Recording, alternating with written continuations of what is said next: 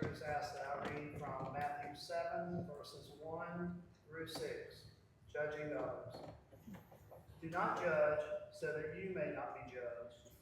For with the judgment you make, you'll be judged, and the measure you will give will be the measure you get. Why do you see the speck in your neighbor's eye, but do not notice the log in your own eye? Or how can you say to your neighbor, let me take the speck out of your eye, while the log is in your eye? You hypocrite, first take the log out of your own eye, and then you will see clearly to take the speck out of your neighbor's eye.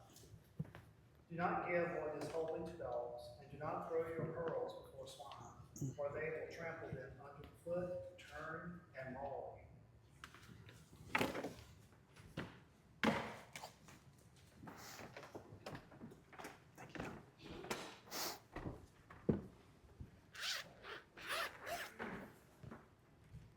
Thank you, Todd. Choir, absolutely beautiful as always. Before I go any further, I did want to thank Ben last Sunday holding the fort down, and from all that I hear, did a great job, and the deacons that held the fort down as well.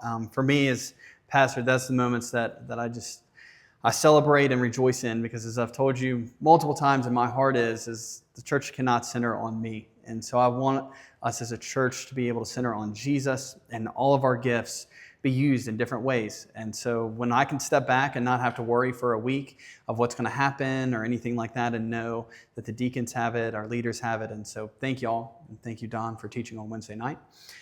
Today, got a fun topic of judging other people. And so I ask that you put your seatbelt on. If I step on your toes, I promise my toes have been equally stepped on in preparing this message and just thinking about it.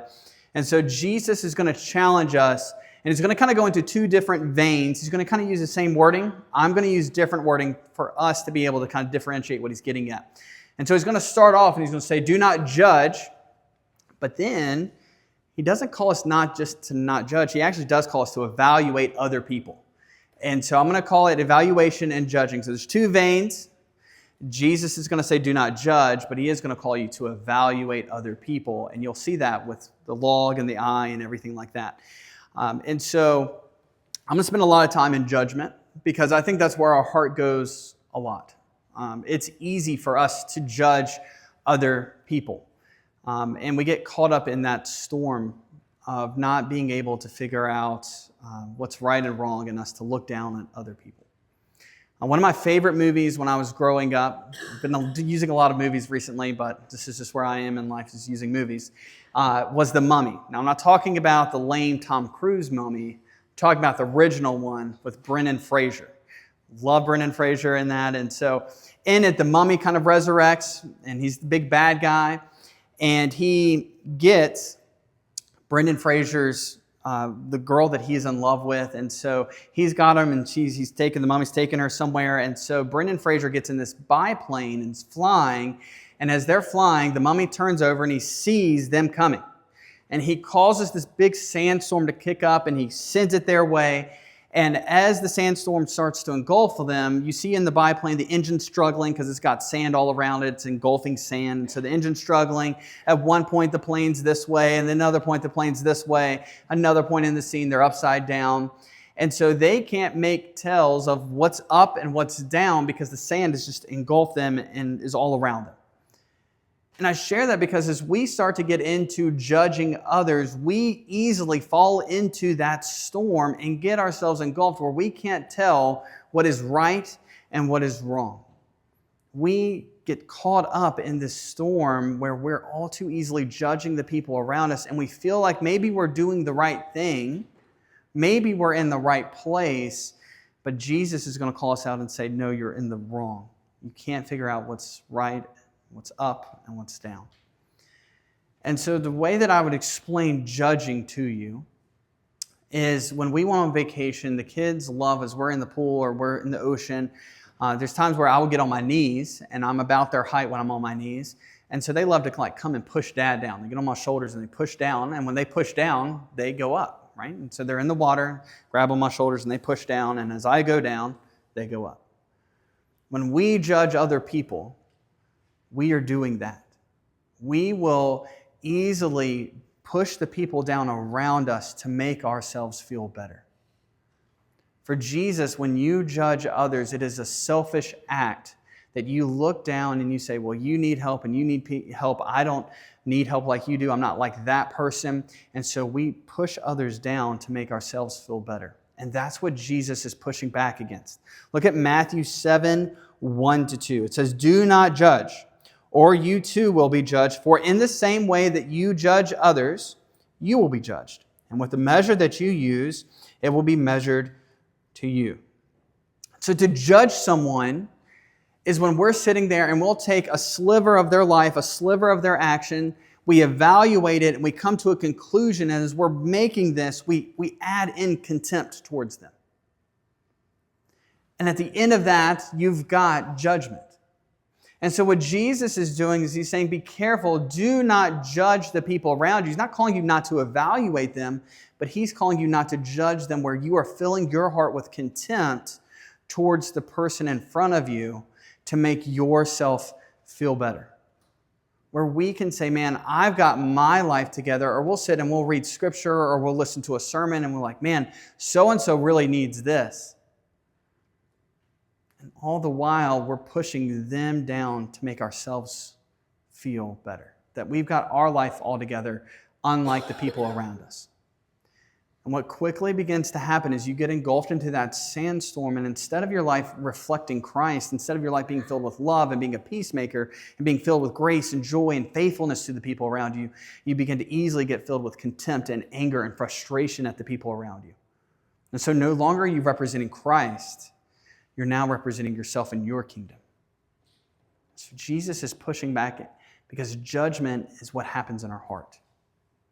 The difference between judgment and evaluation, which he'll call you to later, is what's going on in here. And too many times we allow that contempt and that frustration to start to control us. If you look in the book of Genesis, in Genesis 3, when Adam and Eve when God creates everything, he places Adam and Eve in the garden, the very first thing that they're tempted to do as Satan comes in is he wants to tempt them to tell the difference between good and evil. As he comes in and he says, surely you will know the difference between good and evil. It's a place of judgment, a place of evaluation. And Adam and Eve, instead of trusting the Lord and saying, God, you're going to be the one that defines good for me, they all too easily take the bait, eat the fruit, and now they know the difference between good and evil. So I share all that because even from the very beginning, there is something within all of our hearts where we want to judge and be the difference maker between who is good, what is right, and what is wrong. And what happens when we start to judge people is that we place ourselves on the throne of God and we become judge and executioner of them. And we take a sliver of their life, a sliver of action that we don't like. We assume their whole life. We assume why they're doing, their intentions behind it, their heart behind it. And we come to these drastic and terrible conclusions. You place yourself on the throne of God when you judge. And Jesus is pushing back against their own self-righteousness. Because the call of the believer and my standing before God and your standing before God is not based on what you do. But when I get into that mindset, when I'm in the mindset in the sandstorm of judgment and self-righteousness, then I've got to be better than the people around me. I've got to be better than the people around me because then God loves me more, or I don't need Jesus as much. I've got my life all together. And so I've got to actively judge the people around me to make myself feel better. And so we all too easily look down our noses and we say, man, I'm not like that person. I don't do those things. Or that person really needs to hear this message. My life's together. I go to church this time, and this time. Or I do this and this and this. And we think we're all good.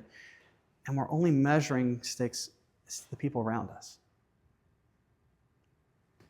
It's funny because in Matthew 7, it follows what we talked about 2 weeks ago, which was a call to be generous. When we judge people, we are much more being generous to ourselves and being stingy towards them in the grace and the mercy and understanding that we show. But Jesus is going to flip it and say that you are to be generous to the people around you and to be stingy and hardest on yourself. And so let's continue to look. Matthew 7, 3-5. Why do you look at the speck of sawdust in your brother's eye and pay no attention to the plank in your own eye? How can you say to your brother, let me take the speck out of your eye, when all the time there's a plank in your own eye, you hypocrite? First take the plank out of your own eye, and then you will see clearly to remove the speck from your brother's eye. So catch what Jesus isn't saying. He's not telling you not to judge people at this point. We've gone into the different vein. And so Jesus starts off and he says, do not judge other people, or you will be judged by the same harshness that you give them. Again, for what I want you to picture with that statement before we go into verses 3 that I just read, is if you were to have a voice recorder on yourself, nobody can see it, and it just records everything that you say. All God has to do on Judgment Day, on the day that we are brought before Him, is to get that voice recorder and press play, and your own words are going to condemn you. Because here's what I know in my life is that I will sit there, and if I am late to work, if I'm late for whatever appointment, I can have 1,000 excuses as to why, and I'll be fine with it. I can say my alarm wasn't working, there was traffic on the way to get there, Ezralina or Charlie were absolutely losing their mind, or Victoria was being crazy. No, I'm just kidding. I can have 1,000 excuses as to why I was late. But if there's somebody that I don't like that's late, man, they need to get their life together. How dare they? I can't believe the bosses let them get away with that. I can show myself grace and mercy time and time again and write off what I do. But I will judge harshly the people that I don't like. And when I say that to Victoria or I say that to my friends, those own words, I will get caught, and I will do the same thing that I judge other people for a day later, a week later, a month later. God's judgment on you doesn't even have to be set to His holiness and His standard, which it is. What Jesus is saying is all He's got to do is just press play, and your own words will condemn you. Because we are far too generous with ourselves and far too stingy with the people around us. So let me go back to verses 3 and 5, and I want to read it again. It says, why do you look at the speck of sawdust in your brother's eye and pay no attention to the plank in your own eye? How can you say to your brother, let me take the speck out of your eye, when all the time there's a plank in your own eye, you hypocrite? This is what I want you to see. First take the plank out of your own eye, and then what's Jesus call you to do? And then you will see clearly to remove the speck from your brother's eye. Jesus isn't calling you to not judge the people around you. What Jesus is calling you to do is to first deal with your heart. And so if you've got these two veins that are broken out, we've spent time on judging others. You are not to do that. You are not to push other people down to elevate yourself and make yourself feel better. But if I go into that next vein, there is a call for me to evaluate the people around me. And I'm using the word evaluate because at that point, it's not about me. When I'm evaluating the people around me, it is about them. I'm not judging them to make myself feel better. I'm coming from a point of let me help. But Jesus still gives you a warning when you go into that evaluation mode. He still warns you to get the plank out of your own eye. And so Jesus is warning you twice. He's being very plain. Verses 1 and 2, He's not using parables. He's not mincing His words. He's looking at us straight and saying, do not judge people around you. And then in verse 3, He's going to give some nuance, some gray area, some difference, and that's where it breaks out. But even in that nuance, even in the calling to evaluate the people around you, there is still a call for you to check yourself, to check your own heart before you do anything, to make sure that the log in your eye is removed before you begin to help anybody else. And what I love is that Jesus, as He's sitting here, we assume the opposite of what Jesus has said. We get to this point where we agree with Jesus on the surface level, but the way that we live it out is I assume that Bruce has the speck in his eye and everybody else has the log in their eye. We assume that everyone else is the problem, everyone else has the log, and we've got the clear vision. And Jesus is calling you to be generous in saying that they have the speck and that you have the log. And so Jesus is flipping the script that the way that we live. is that when I approach life and when I'm doing life with people and I see the things that are happening, may I be generous in how I view others and treat others and be the hardest on myself. But all too easily, I switch that. All too easily, I get caught in that sandstorm and I want to make myself feel better. And instead of resting on the accomplished work of Christ and his death on the cross and my standing before God based on Jesus, I want to base it off of Bruce and his good actions and what I do. And so I will look down at other people. And Jesus is saying, you need to rest in me. So there is a call for you to evaluate. There is a call for you to sit there and look at your own life before you help others, to evaluate someone else's actions and then step in to help them. If you've ever flown on a plane, the idea that Jesus is giving is that as the stewardess is sitting there and they're going through everything, there's a point, and every time when the cabin depressurizes, what happens? The masks drop, and they always tell you, and they look at you, if you've got kids, they look at you like, you help yourself before you help your kids. And so what Jesus is saying is you help yourself, you make sure you're right with the Lord, your heart's in the right place before you ever dare to help someone else. He's being strict here because if we're not careful, we will slip into that sandstorm, and instead of helping people, we will be more about making ourselves feel better and judging the people around us. And so Jesus isn't calling you not to evaluate, not to look at someone's life and to evaluate their fruit. But boy, you better be careful because it is a quick and slippery slope into judging someone else. Look at Matthew 7:6. It says, do not give dogs what is sacred, and do not throw your pearls to pigs. If you do, they may trample them under their feet and turn and tear you to pieces. Now, Jesus is giving this image, and for us, most of you probably have dogs, and so you don't view dogs as this thing's going to tear up, this animal is going to tear up what is sacred. Back then, people didn't keep dogs as pets. It just wasn't a thing. Dogs were a nuisance that carried disease and caused problems in the cities that they went to.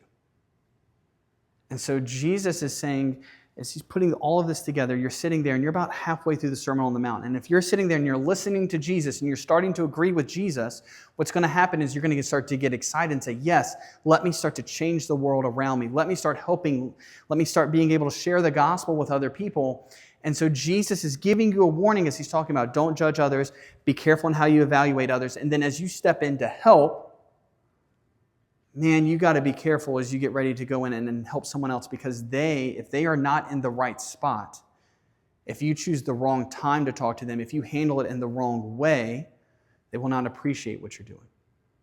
If you were to give a dog something sacred, if I gave a dog my Bible, do you think the dog is going to sit there and open it up and start reading and saying, man, thank you so much for giving me this? If I give a pig a gold bar, is the pig going to sit there and say, man, I treasure the gold bar that you just gave me? No, they don't care. It doesn't mean anything to them. And so what Jesus is saying is that when you give words of wisdom, preciousness, things that are holy, a pearl, when you go to help other people, and if they are not in the right spot, they will turn and attack. If you don't believe me, look at your own life. If you have ever had somebody come in and say, hey, I'm starting to see this in your life. If you're not in a place to hear that, you're not sitting there and saying, thank you so much. I'm so glad that you saw this weakness of mine. I can count many times where Victoria has come to me and she says, Bruce, I'm getting a little worried, and my defenses will go up instantly and say, worry about yourself. And so what Jesus is warning and he's walking you through is do not judge other people. And if you're going to start to help people, you check your heart first, you evaluate yourself first, you look at their actions, and then because it's still about them, you make sure that you set that up for success and making sure that it is the time and the season and you're choosing your words carefully. Because if you mispresent that information to them, if you give it to them at the wrong time, if you're at a party and you're going to say, let me pull you aside now in front of everybody, if you choose the wrong time, they will turn and bite the hand that is helping them.